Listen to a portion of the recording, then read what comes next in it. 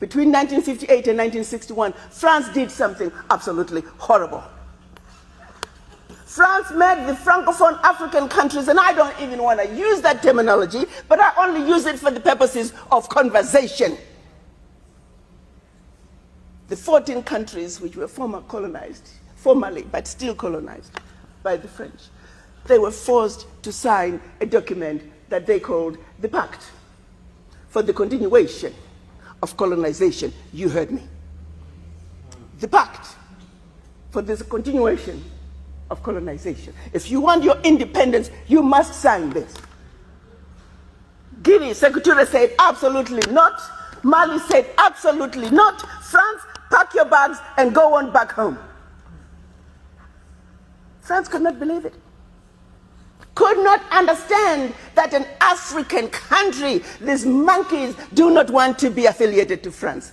They said, we will show you. So history tells us France went into those two countries, took everything that they thought they had brought to those two countries, including the last teaspoon and chair, proceeded to pour concrete into the sewage pipes, completely devastating the two economies. The then newly appointed president of Ghana, Kwame Nkrumah, in his efforts to rescue these two economies, created the first ever union of any African states, Ghana, Guinea, and Mali. But what that did was it made the other African countries realize that if they go against France, this was the fate that was waiting them. So what did they do? Wait the paper. And they signed. What did the Pact say? One. The Pact said, you monkeys, you don't know how to manage your money. So you shall deposit 85% of your bank reserves with the French Central Bank under the control of the French Minister of Finance. And that France is going to take your deposits from the individual countries, pull them together, invest them in the French stock market under the French name. And you, monkeys, you may or may not know the returns. Latest figures are showing this is still going on since 1958. France today is collecting out of Africa over $500 billion before investing. And when they finish investing this money, for every 14 billion out of Africa, they're recognizing over 300 billion. Now do the math. So when it's actually said and done, France is taking out of Africa trillions of dollars every year, and we, the poor Africans, are gladly giving it to France.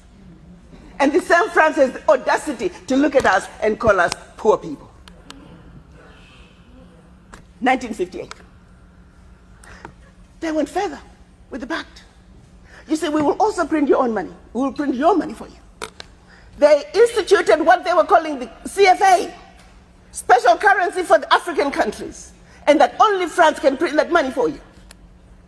They went on to say all the contracts, large contracts, public and private, French companies have the first right of refusal.